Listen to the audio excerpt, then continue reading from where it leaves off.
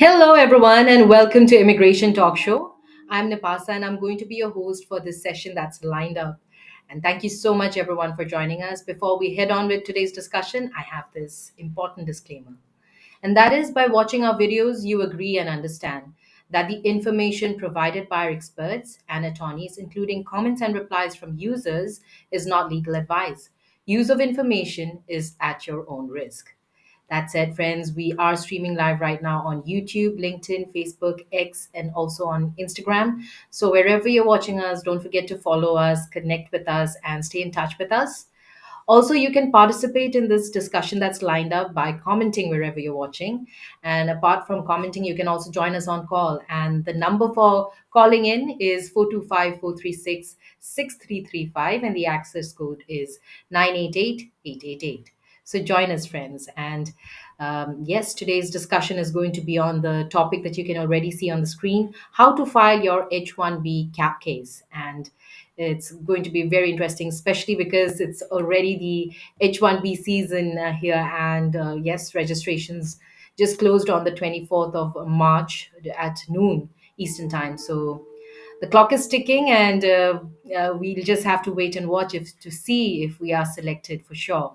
So, yes, the clock is ticking, and we just have to know how to file everything right. So, to guide us in this process, we have none other than our very amazing and respected immigration attorney, Prashanthi Reddy.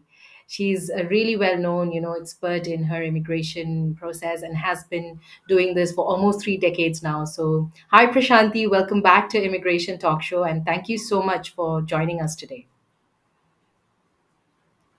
Hello, Nipasa. It's great to be back, and we're here on a Friday instead of a Wednesday. So happy to be here. Me too, me too. So, how did it go for you? I mean, registrations closed on Monday this week, and I just wonder how busy was it Yes. for So I don't you know. people? So the first news I want to give out is that the registration lottery results are out today. They started coming out this morning. We've already gotten a few picks. So that's the biggest news, that the lottery results are slowly trickling in. All the results are not yet out. I think they'll scatter them over the next few days. So you should expect to see more results over Monday, Tuesday next week, and as well as some more results today. So we did receive a few. So anybody out there who has filed for a registration, please make sure that you reach out to your employer. All those employers out there, even if you're using an attorney, make sure that you monitor your system carefully. Look out for emails from the USCIS, my USCIS portal, which says that some changes have been made to your account. Even if you haven't received email, just go into your account and check for selected cases. The other note of warning that I want to give you is, last time, even though some of the cases, they didn't say selected, it said submitted, but when you actually clicked on the case, there was a registration pick notice there. So I want to make sure that, even if it doesn't say selected, but it says submitted, you still go into your registration and click on it and check if there is a registration selection notice there. You need to check for the next few days until the USCIS says that they have stopped, um, stop the lottery. That is, you should check at least until April 1st, to see if your registrations have been picked. And as I said, go through all your registrations, not just the ones that show selected. And also look out for the email, as I said. So good news, registration has been picked. Registration results are coming out slowly. We should expect more results to come out. Today is the 28th. So all the results should come out by April 1st. So you can expect results on the 31st and today, and maybe over the weekend as well. And by Tuesday, all the results should be out. That's the first. You have, of course, 90 days to file your selected cap case after that. So, we'll be talking more about the registration results, the lottery results, what to expect. But to answer your question, Nipasa, with reference to what we saw this year with reference to registrations, I think a lot of people are in consensus with me, and I've done some surveys, asked other attorneys, asked other companies, and they've all said that they have filed less registrations when compared to last year. So we can expect that the pick rate will be higher. I'm expecting the pick rate, the number of registrations to be around the 200 to 300,000 range. Maybe I'm wrong, but let's wait and see. And I'm also expecting that the pick rate will be around 40 to 50%. Again, let's wait and see. Last year, the pick rate was about 25 to 30%. So again, we're waiting to see how many registrations are picked. And of course, this is not the final. If after the registrations are picked and after June 30th, the maximum time to file the H1s, after that period is over, if not enough people have filed their selected registration H1s, then it's possible that USCIS will select another round of cases through the lottery. That means release more results. Last year we had 2 lottery selections, so we can wait and see, and that might increase also the percentage of cases picked. So we have to wait until all the cases have been filed, the deadline to file cases, and to wait and see whether there'll be another lottery, and then finally there'll be announcement as to how many cases were picked, how many cases were selected, how many registrations were filed, etc., etc. Absolutely. It's going to be very interesting these next few days, and all the best to friends out there who participated. Let's wait till Monday, right, Prashanthi? I think all the results will be out at least by Tuesday morning. So let's hope for the Yes. best, keep our fingers crossed, and all the best, really. That's all I can say. So, yes, you're tuned in the right space if you are looking how to file your H-1B cap case. Okay, so you were saying 90 days. So, is it 90 working days or like all days included, including weekends? 90 calendar days. Calendar days. Okay. Thank you, Prashanthi. So I think I'm very much ready for our questions, but I'll quickly say hello to Arjun. Thank you, Arjun, for joining us on YouTube. Just stay with us because we will be addressing all of your questions a little later in the show. But to start off, Prashanthi, if I may ask you to explain, how USCIS determines whether an H-1B petition is subject to the annual cap and what exemptions are available. Well, in order to know whether you're subject to the cap or not, it's very simple. If you have never filed for a H1, you're certainly subject to the cap then, because this is for first time filings. Or if you have filed for a H1 and you worked on a H1, but you've left the country for a period of 1 year and then applied for a fresh 6 year term on your H1, in those circumstances also you're subject to the cap if you're seeking a fresh 6 years term. So in those two circumstances, you're subject to the cap. Also, it's possible that you could be not subject to the cap if you're working for a cap exempt organization. A cap exempt organization is a non-profit governmental research organization or a non-profit research organization or an organization, a higher secondary educational organization, so a university, college, etc. Or it could be an organization that's related to or affiliated to a higher secondary institution. So a teaching hospital would be one example where the hospital is actually affiliated to a medical school maybe or a nursing school, etc. So those people are um, cap exempt, and the rest are cap subject. Okay. Thank you, Prashanthi, for clearing that out. And I hope that folks out there, you are tuned in. You can always join us on call as well. The number is displayed on the screen. And to move on with our discussion for today, Prashanthi, what are the chances of an applicant really getting selected in the H-1B lottery? And if there is any strategy now to improve those chances? So, I mean, one way of improving your chances is, of course, if you have a master's degree from a US university, which is not for profit or a public university. Um, that's obviously one way of improving your chances, because then for a master's degree holders who have an advanced degree in the US and subject to the conditions I just mentioned, they have an additional 20,000 um, cap numbers. So the total number of H-1Bs allowed in a year is 85,000. 65,000 is the normal lottery, and 20,000 is the master's cap. So if you have a master's degree and you're applying under the master's cap, you also get two entrances into the lottery. One is under the master's cap, and then if you don't get selected, you also get put into the regular cap. So you get two chances. So you definitely have a higher chance of being picked. So that's one way of increasing your chances. And of course, uh, most importantly, you have to file your lottery properly.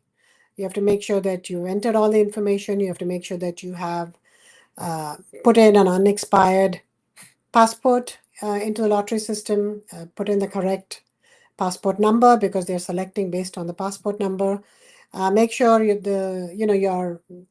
you inform your bank with reference to the fees that have to be paid, so that the bank doesn't stop the transaction, because the lottery system, the lottery registration is online, and you have to put in either your ACH, bank ACH number, or your credit card number. So you have to contact either organization to make sure that those charges go through. Because if you don't, then you don't even get selected into the lottery. Your registration gets denied. So make sure that the money has gone through. And of course, don't file duplicates, because if you file by mistake more than one registration for each beneficiary, each of your employees, then it automatically does not get put into the lottery. So these are some of the ways that you improve your chances of getting picked. I mean, one is by filing a proper registration, and the other is maybe by being a master's degree holder and applying under the master's cap quota. That's very interesting. Thank you so much, Prashanthi. And here goes again to all you folks out there, all the very best to those who have taken part in this lottery and who are waiting for the results as well. So, my next question, Prashanthi, if you could tell us what are the key documents that employers must submit to properly file an H-1B cap subject petition? uh, what are the documents that an employer must submit to properly file cap subject petition? Well, firstly, um, you have to submit your selection notice, because without that, you cannot file H-1B cap subject petition. You should have been selected in the lottery. You can only file after April 1. So the most important document is, of course, the registration selection notice. And of course, then you have to follow instructions in the notice and send it to the right office that has been mentioned in the notice. The notice also mentions your deadline to file it. So that's a really important document. In addition to that, you'd have to submit documentation to show that you qualify for a H1, and that is the same for any H1, whether it be cap subject or cap exempt, or you're filing an extension or transfer, etc. And that documentation is, proof to you have to have an LCA approved, right? That is another very, very important document. So as soon as your selection happens, if it happens, then the first step is to file a labor condition application with the Department of Labor and then that takes about 5 to 7 business days. So make sure that you file it on time to meet your deadlines. Once that is approved, then you submit your application along with your educational credentials to show that you qualify for the job, a description of the job in your petitioner letter to show that your job qualifies as a specialty occupation. And then if the person is in the US, then any proof of status to show that the person actually qualifies for a change of status. If the person is outside the country, then you simply have to submit their passport copy. That's another document that is compulsory. And the passport has to be unexpired. So those are some of the documents that you need. And of course, you have to have an offer letter from your employer. And your employer has to show proof that they have bona fide specialty occupation work for you. So if you're getting hired as a software engineer, then they have to show that they have enough software engineer related work. So the way they show that is to either show the nature of their business, the volume of the business, an explanation of documentary evidence to show volume of the business, and an explanation as to why they need you. If they are a consulting company, then they need to show PO and contracts from the end client showing that the position of a software engineer are required. Okay, okay. Thank you so much, Prashanthi, for taking that up. And I would say, friends, do participate. You can comment and you can also join us on call. If you have any questions, you can ask it directly to Attorney Prashanthi Reddy, who is here right now with us. And the number is 425-436-6335, and the access code is 988-888. That said, let's take up Arjun's comments. Hi, Arjun. Once again, thank you. And he's asking, I've been offered a job in a specialized field, but the employer is unsure whether my position qualifies for the H-1B. What factors should they consider to determine if my role meets the required criteria? As I was mentioning, you have to show that that it's a specialty occupation, that the job requires a bachelor's degree in a specific field. Employers unsure. I mean, if they're well, they have to look at their past practices to see for similar job or for the same job whether they generally require a bachelor's degree in a specific field. They can also look at the Occupational Outlook Handbook (OOH). The OOH will show you most jobs. It will show whether a bachelor's degree in a specific field is required for those kind of positions. It could be that the position is not in the OH if it's a position that's normally not used in the industry. In that case, you can always go to Indeed or Dice or any other job search portals and see whether a bachelor's degree in a specific field is usually required for such a job. The other alternative is if even if it's usually not required, you can give an explanation as to why the employer requires a bachelor's degree in a specific field for your job specifically. So in that case, you have to show the complexity of the job. You have to break it down and show why each element of the job requires, say, a bachelor's degree in computer science, and why the job cannot be performed without a computer science degree. So these are some ways of showing that your job is a specialty occupation. Okay, there you go, Arjun. I hope you've gotten your answer. And if you have any more questions, keep commenting. So, Prashanti, also my next question to you would be, if you can clarify the requirements of the labor condition application, the LCA, and how it affects the H-1B petition process. Um, yeah, and that's the question that one of the persons, haha, also has that exactly same question. So that's good. So we get two birds in one shot. The LCA requirements, the LCA basically is, first of all, is a labor condition application. The LCA is filed by get an approval of this LCA before you actually file H-1B petition. The LCA shows you the offered wage. You have to put in the offered wage. The prevailing wage, you have to look up the prevailing wage survey to see what the prevailing wage is. And you or look it up in the Department of Labor website in flcadata.com. So the LCA has the job title, it has the work location, it has the prevailing wage for that work location. It also has your offered wage, which has to be equal or more than the prevailing wage, and it also has some attestations with reference to if an employer is H-1B dependent employer, then they have to make some additional attestations. So that's what an LCA is, and all the information in the LCA has to be accurate, because once a H-1B petition is filed, if the LCA is not accurate and you get an RFE, there's no way that you can then prepare and submit a new approved LCA, because the LCA has to be approved before the filing of the H-1B petition.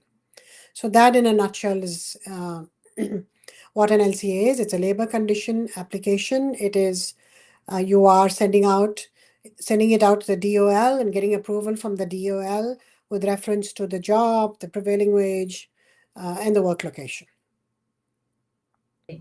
All right, Prashanthi, thank you. And yes, related to just like you said, Madhavi Saha's question. Thank you, Madhavi, for joining us on YouTube. But she's also asking about the common mistakes to avoid when filing the H-1B cap case, and how can I ensure that her labor condition application is accurate and complete to avoid delays or denials. Well, the common mistakes while filing a cap petition is, first of all, make sure that you file it in time. Don't wait until the last moment to file it, because even if you do make a mistake and the case comes back, then at least you can resend it. If you send it in the last week or a month before, USCIS will take a month to send it back, and by then the cap will be over, and then they won't accept your application. So I think the most important mistake most people do is sending out their application in the last moment. Avoid that. Then you'll be forgiven. Even if you make some mistake, you can always resend your case. But the common mistakes that people usually make are, forgetting to sign the petition, then the case comes back. Putting in the wrong USCIS fee. The USCIS fee determination is complex, so make sure that you're looking at this carefully to see what the fee is for your particular case. The address is a no-brainer. It's in your selection notice. So make sure you follow that. Don't go to the USCIS website and see what the address is there should be from there. That's for transfers and extensions and amendments, not for cap cases. Cap cases, you have to follow the selection notice to see where the case goes out. So that's another very, very important mistake to avoid. Also, send out the right documents so that you don't get an RFE. Send out all the documents that I mentioned earlier. Your proof of viable employment, your educational credentials, petitioner letter showing that it's a specialty occupation, your passport copy, unexpired passport, and proof of status if you're in the US. So these are some of the common mistakes made, sending it to the wrong address, not putting in the proper documentation, not doing proper research on your case to see whether it's a specialty occupation or not, or how to, not putting proper job description, putting a very short or incorrect job description, which doesn't match with really the job title. Say you have the job title of a software engineer, you put in a description of a programmer, then you're going to get not only an RFE but ultimately a denial, because you cannot then up and change the job description when you get an RFE, because they won't believe it. They'll ask why you're suddenly changing the job description. So these are things, common mistakes people made, and important to avoid them because you may not be able to change them later on. So yeah, I mean, these are some of the common mistakes, and it's important to go through your application properly. Maybe use an attorney if you're not familiar with, all the potential problems, and there are many in H-1B. Go through an attorney to make sure that, you can avoid all these potential problems and mistakes. Absolutely. And Madhavi, you can also contact Attorney Prashanthi Reddy for the same. If in case, you want more help with your case or anything for your one-on-one consultation, you can contact Attorney Prashanthi Reddy, and, you can also email her. And, Control, if you can please display the contact details for Attorney Prashanthi Reddy so that Madhavi can note them down. So the contact number is 212-354-1010, and Attorney Prashanthi's email is prashanthi@reddyesq.com, and go visit www.reddyesq.com to get to know more about Attorney Prashanthi Reddy and the law offices of Prashanthi Reddy. Thank you, Madhavi. And we have Gotham as well. Gotham, please stay with us. We are going to address your question very, very soon. But for now, Prashanthi, if you can tell us also about what types of employers or institutions are exempt from the H-1B cap, and how can an applicant qualify under this exemption? As I was mentioning, exempt employers are non-profit research and non-profit government organizations, and universities or colleges, institutions of higher education. There are organizations that are affiliated with institutions of higher education, such as teaching hospitals. Mhm. Um, they are employers who are not subject to the cap. Also, if you're working, say, for a consulting company, but the end client qualifies as a cap exempt organization, then also you will be able to file cap exempt petition.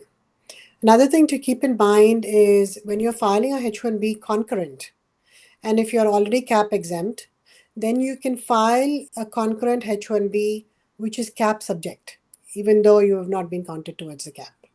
Very important. This is also, a lot of people don't know this. So if you're already cap exempt, you have a H-1B approval, you would like to go with another jobs, meaning you want to have two jobs at the same. Your second job will automatically be cap exempt as long as it is concurrent and you are working two jobs, and the previous job, the first job that you're working on is cap exempt. So important to note that. Thank you, Prashanthi, for telling us about that, and I hope that folks out there are taking notes. So now let's go on to take this next question, Prashanthi. And you know, if a beneficiary has entered a US master's degree or higher, how does the advanced degree exemption work in the lottery process? Um, right. So if the beneficiary has earned a US master's degree or higher, how does it so as I was saying that I think I talked about this, that there's a separate cap for master's degree holders who have completed a master's degree in a public for profit university. So please note that there are all these restrictions. It's not just any US degree. So if you do have such a degree, then you are subject to the US master's cap. So you will then be put into the 20,000 lottery because there's a separate cap for US master's degree holders, which is 20,000. Selected in that, you will be put into the regular lottery. Noticed always that people who have a master's degree who qualify for the master's cap exemptive definitely have a higher rate of registration picks when compared to people who don't have who are not qualified for master's cap. So it Okay. improves your chances of getting picked for sure. Okay. Thank you, Prashanthi. Thank you for taking that up. And now, if you can also tell us if an employer's H-1B petition is rejected due to an error, can they refile it within the same cap year? And what are the limitations?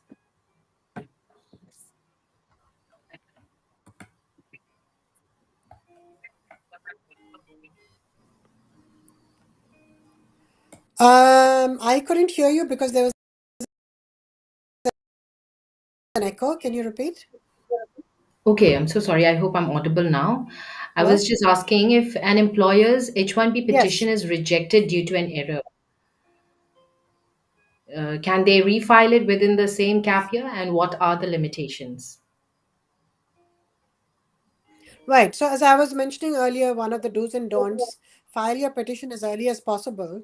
This is so that if there is an error in filing and the case comes back from the mailing room, or if the case just gets denied because you file a wrong LCA or you put in some wrong information, you can always refile as long as you're able to correct that information so that you don't get a denial again.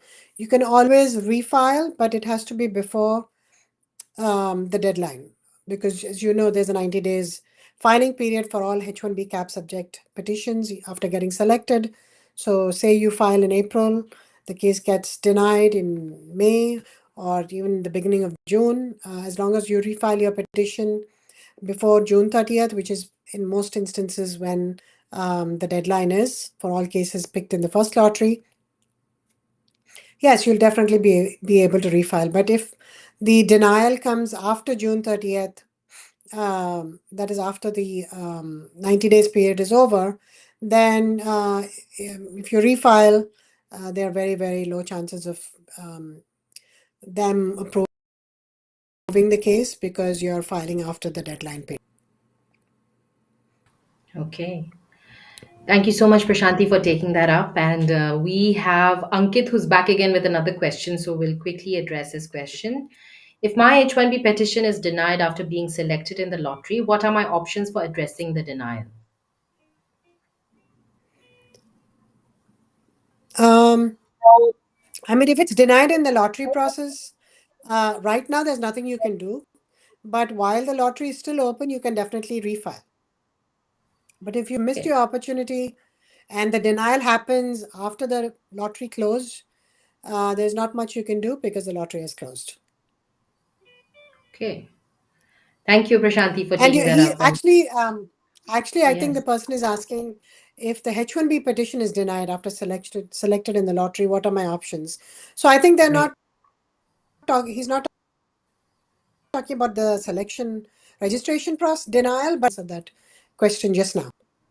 As long as the denial happens before the 90 days period is over, then you can definitely refile. If it happens after the 90 days period, then you cannot refile. Then you have to file for registration next lottery because you're now you still continue to be cap subject because you've not Mhm. you don't have a H-1B petition approved. You're only cap exempt if you have a H-1B petition approved. And since you don't because it got denied, you have to again file in the next cap and then again try your luck in getting selected. Okay. Well, thank you, Prashanthi, for taking this up. And Ankit, I hope that you've got your answer now. Now, our next question, let's take it up from Gotham. This is also on YouTube. Hi, Gotham. Thank you so much for joining us today. And he's asking, can you walk me through the step by step process of filing an H-1B petition, including how to submit the petition, pay the required fees, and respond to any potential RFE or other inquiries from USCIS? Wow, that's quite a handful. And it would be one show, I think.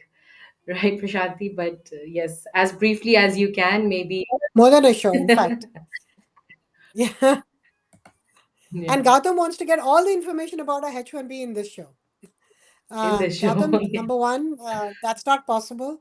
You definitely have to contact an attorney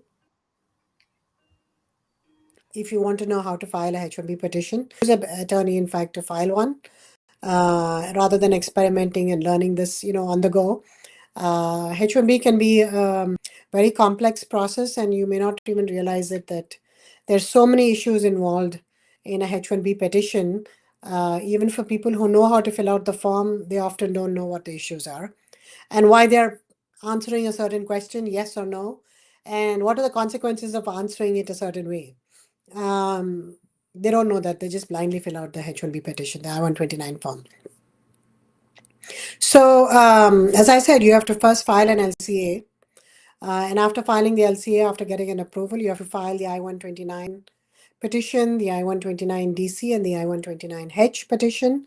You can certainly file it online. There are advantages of doing that because the fee is slightly lower, and you can get a receipt immediately. And I can't go through all the forms and how to fill out each form, but along with all the forms, you have to submit a petitioner letter, the approved LCA, and documentation to show that the beneficiary is educationally qualified. Education experience might be required sometimes, and an evaluation might be required of the education and experience, depending on the type of petition and the type of credentials that the beneficiary has. In addition to that, of course, you have to submit proof of employment, bona fide offer of employment, like I said. You have to submit an unexpired passport copy. If the person is in the US, you have to submit the I-94 copy to show status. If the person is on an F1, you might have to submit, proof that they're continuing to maintain status. Now, with the new H-1B regulation, they're saying that proof of maintenance of status should be submitted with each petition, and should be submitted, in the first go itself. So they want that information to show that the person has continued to be in status for the entire duration of their whatever their status is. So if it's an F1, then they have to show that they've maintained their status, whether if they're on CPT, you have to show why CPT was required and worked for a CPT employer, and that the employer is related to the course that they're taking. You have to show that they actually attended school. They took only minimum allowed amount of online courses. Everything else was in person. That they maintained their GPA as required. They paid their fee as was required. They're on valid CVIS status, and their CVIS has not been cancelled for some reason. So a letter from school showing that they're maintaining valid F1 status. So that's all related to status documentation. If you're on a H4, there might be different documentation that you have to show for status, etc., etc. So status documentation, LCA documentation, educational and experience documentation were required. Credential evaluation were required. And of course, a petitioner letter. So all this is required information. Proof of work, could be a PO and work order, were required, or tax returns and contracts to show volume of business were required. So this is, in a nutshell, how you should file your H-1B petition. Thank you so much, Prashanthi, for taking that up for Gotham. And wow, Gotham, quite a handful. But I really hope that you check out our channel, Immigration Talk Show, because we keep, covering all these relevant topics that you have asked, actually. So check out our page. And in fact, even with Attorney Prashanthi Reddy, we have spoken a lot about H-1B and the various steps and also potential RFEs fees as well. So yeah, check us out, and I hope that you get all your answers. But even if not, you can keep commenting wherever you're watching us, and you know, tell us your questions. Maybe we can always forward them to our attorney. So yes, Prashanti. Now let's go on, and I have another question. If you could tell us, with USCIS now allowing online filing for H-1B cap petitions, what are the advantages and also potential drawbacks compared to paper filing? Um, we've switched completely to online filing. The only instances when we don't file online is when we have a H4, and the client wants the H4 and H1 to be processed together. Though there's no big advantage of doing that nowadays, because they are not approved. Previously, we were filing together because would be clubbed together, and now that might not be the case. But we are still trying to file our H4s with the H1s, and then in those instances, we don't file online, we file a paper filing. So as you can see, that there are many advantages. That's why we're doing it, of filing online. The first one is that, of course, most importantly, it's easier to do because you don't have to FedEx scan, send it. Maybe you send it to the wrong office. You won't know whether you sent it to the wrong office or not. Maybe you sent the wrong check. You won't know whether you sent the wrong check or not, wrong amount, until a month later, 2 months later, when USCIS realizes, oh, this is wrong, and they mail the case back, and the person might have fallen out of status or wasted, 2 months in the process, and can no longer join the employer in case of a transfer. In an online process, you get to know immediately. If the fee doesn't go through because you've put in the wrong fee, you'll know immediately. They'll reject it. If the check or payment doesn't go through, you'll know immediately. They'll reject it, and you can immediately refile. So that's a big advantage. The second advantage is you get a receipt immediately. It doesn't get lost in the mail. You do get receipts by mail, but you don't need to wait for that because you're getting an online receipt. So you don't have to worry about the post office, losing your receipt. So that's another advantage. You avoid the disadvantage of the receipt getting lost, and you get it immediately. So both ways, that's an advantage. And just logistically, it's easier to file online. You don't have to copy and scan 300 pages and pay FedEx, $100 to, that's how much it'll cost if it's a big package. And then wait for FedEx to deliver for next day delivery, because they don't deliver same day, and run the risk of FedEx not delivering. Because sometimes that happens as well. If there's a storm, if there's rain, if, whatever, the package can get lost. All that is avoided. The logistics of having the case sent out by mail is avoided by online, because now it instantly they receive the case, and there's no multi filing of copies, sending out duplicate copies for consular cases, etc., etc. All that is not required anymore when you file online. So as you can see, there's multiple advantages of filing your petition online. Ease of it, the speed of it, all these are huge advantages. Absolutely, Prashanti, very well put. And I really hope that Well, everybody is. Nipasa, Yeah, the yes, disadvantages of it is that sometimes the system is slow. Sometimes the yes, system doesn't work. It freezes. So you might have to wait for the next day or contact the help desk. But as long as it works, and most of the time it works, then there's no disadvantage. yes, that is a real good thing. And otherwise, I mean, is imagine it's not working on the last day because of all the hassle and the rush. Well, Yeah. you've had it, so better not wait for the last Yes. day ever. Yes. Yeah. Yes. So if you're doing online filing, don't wait for the last day. I would just send out if I can by FedEx, then okay, have a backup of FedEx or whatever courier service if the system freezes, and definitely don't wait for the last day, because then even if you send out by FedEx, it won't, they won't receive it on time. Mhm. All right. So, well, Prashanti, we do have some questions from our YouTube. And hi, Pooja. Thank you for joining us. We'll quickly take up Pooja's first. So, what are the implications of Simeo, if I'm pronouncing it right, decision on H-1B cap cases, particularly with regards to the requirement of amendment petitions in cases of work location changes? So Simeo no longer has to be looked at anymore, because you have to look at the new H-1B regulation.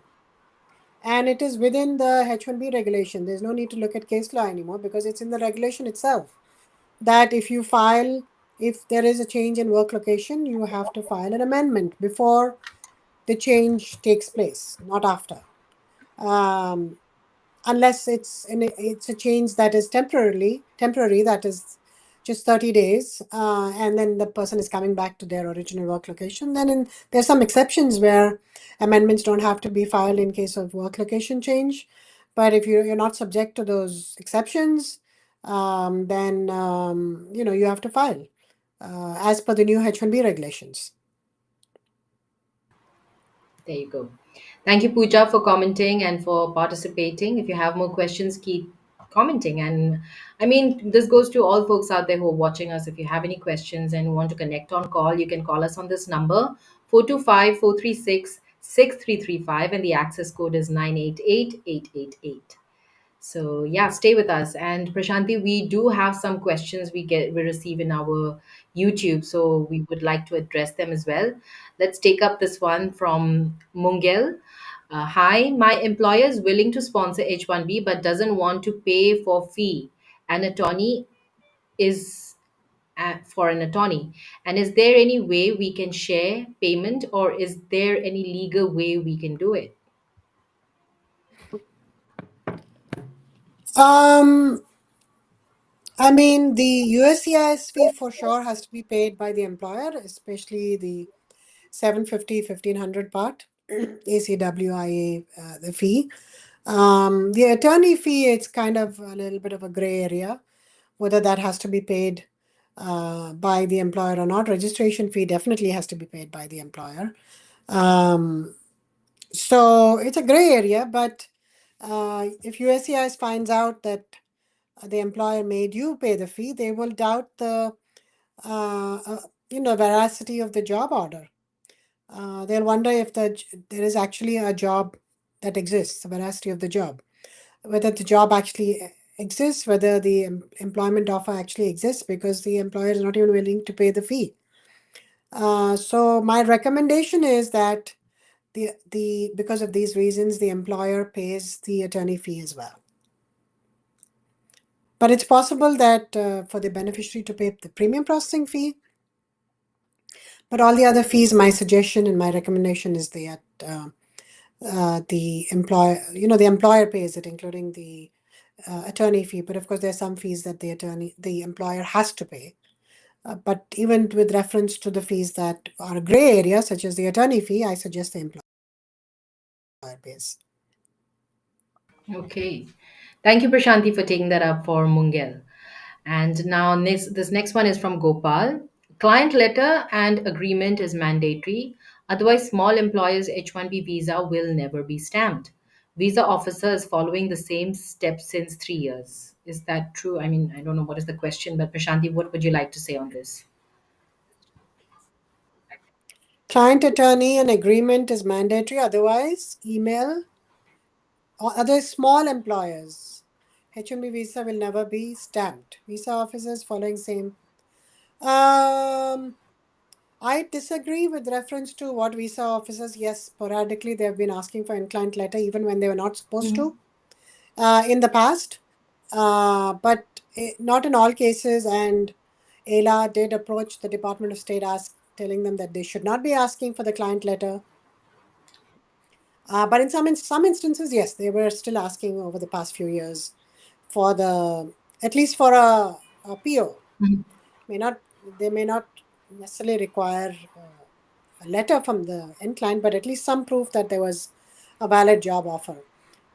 But in some other instances, they didn't ask for it.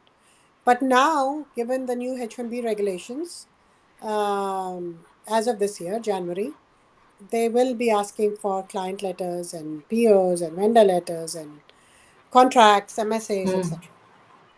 So you have to please keep those ready and don't go to the consulate if you don't have a valid job offer for your beneficiary, for your employee. Okay.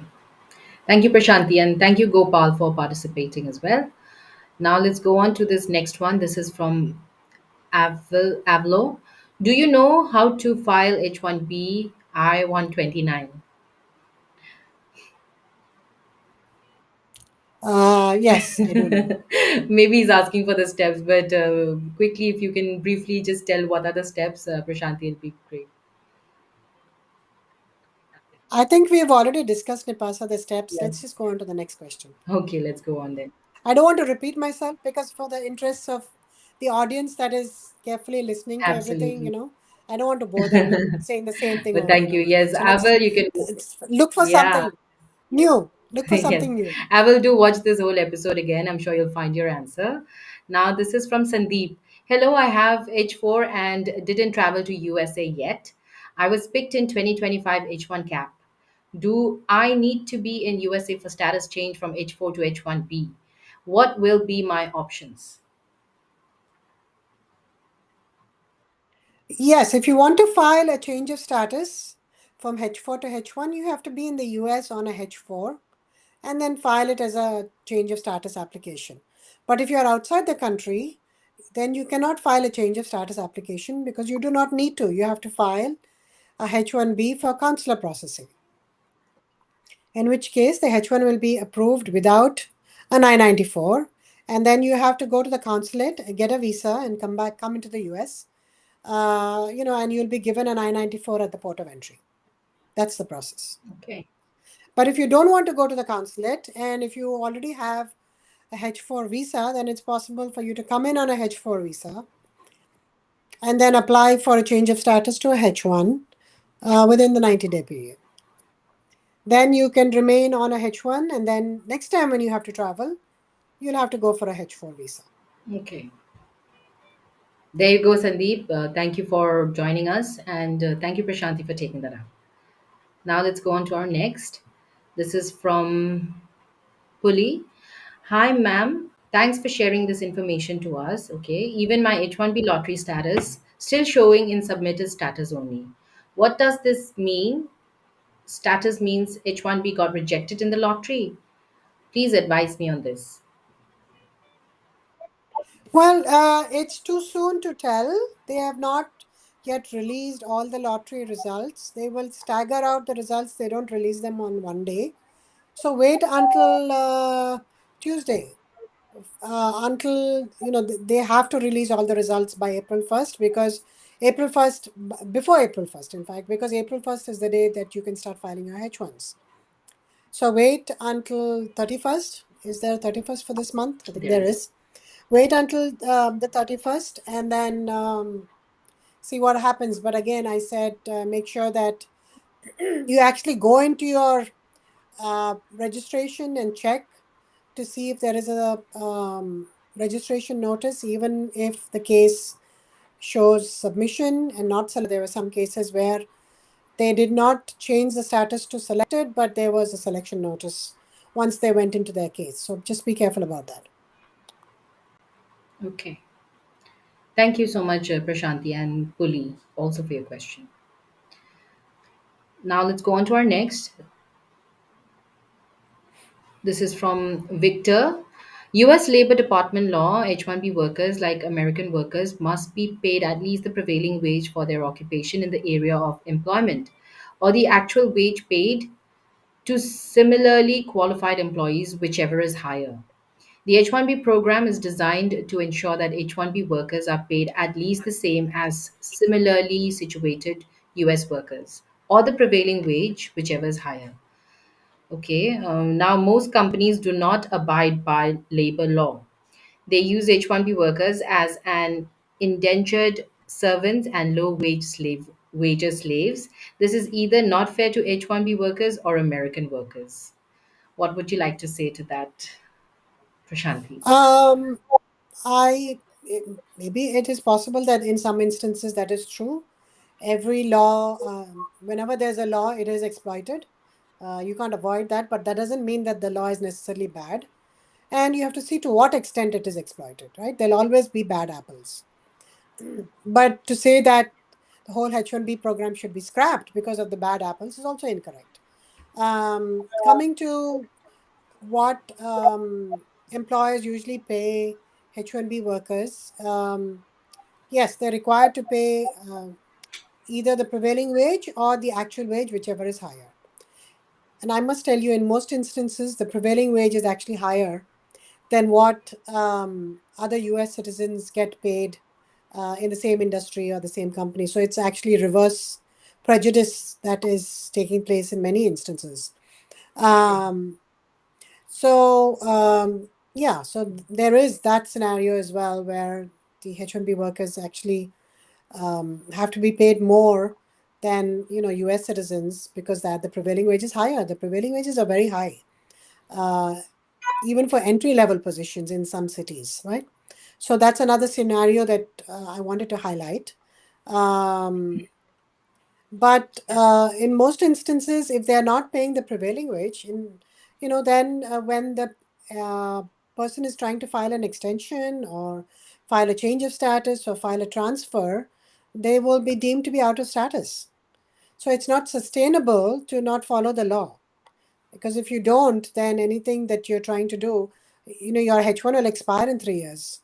An amendment might be required because you're moving locations. You might have to go for a visa. So there are many checks and balances in place.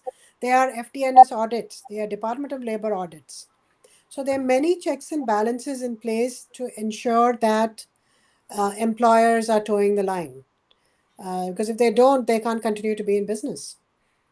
So that's all that I have to say with reference to that. Yes, I agree that there are instances when this happens, but there are checks and balances in place as well to ensure that it doesn't happen, and that if it happens, that they are punished. Yes.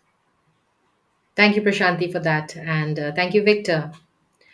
Let's go on to our next. Okay, we're done with all our comments from YouTube as well. Thank you, Prashanthi, for taking each one of them very, very patiently, and also to all you folks out there for joining us today with your questions. Well, there were two more case studies which I had. If we still have time, Prashanthi, would you like to address them?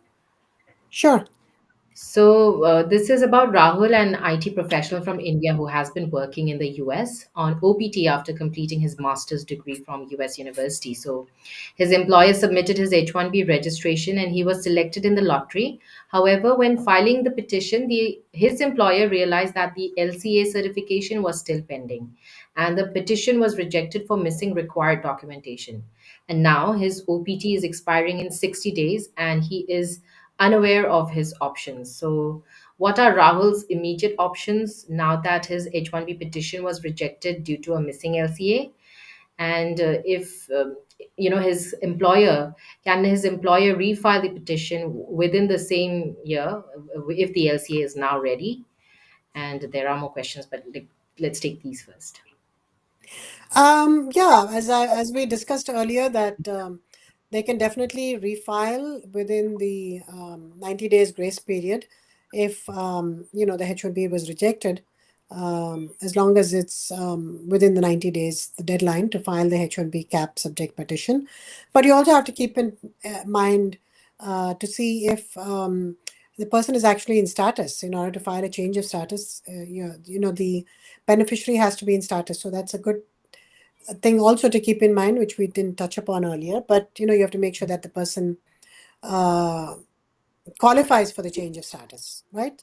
So they can only qualify if they're within their 60 days grace period. If that's expired, then they might be out of status, so they have to leave the country immediately before they become out of status. Or if they already have, then they have to leave the country immediately and then file for a H1 consular processing and then Okay. take their chances at the consulate. I understand that they might have remained in the country based on the cap rule, because their status freezes as soon as they file the H-1B petition. As long as as of the date of filing the H-1B petition, they were in status. That status freezes. That's the Mhm. cap rule. But now that it got denied, all that is out the window, and they may not be in status anymore.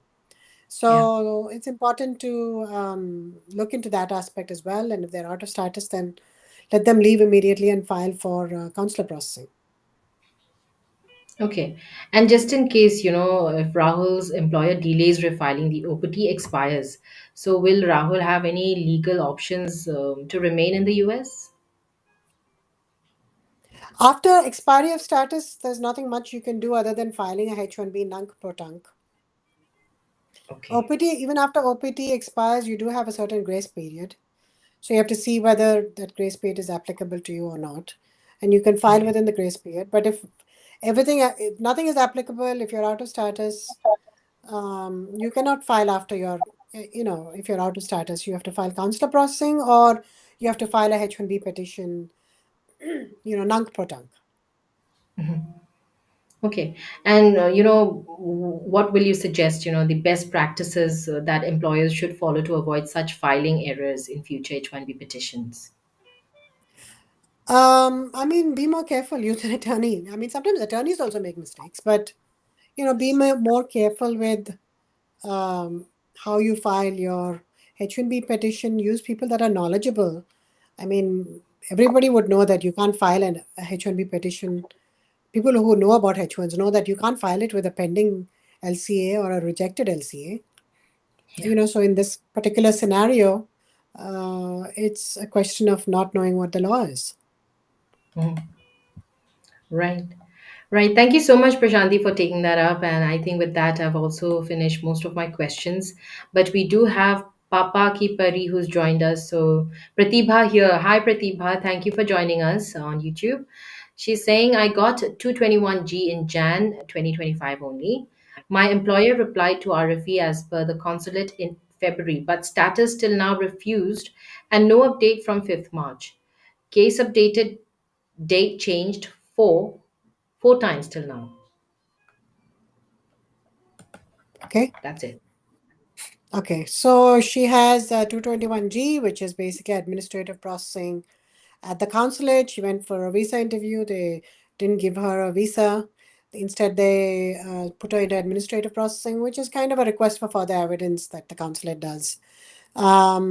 These cases can take a while to get resolved because they contact the employer, they might contact the client, they to find out if there is an actual job available, and then USC, the Department of State is backlogged, so sometimes it takes 6 months, and sometimes it can take longer for them to resolve this case. And if they're going to deny the case, then it takes them a while to notify USCIS to uh, you know uh, to send a notice of intent to revoke the case.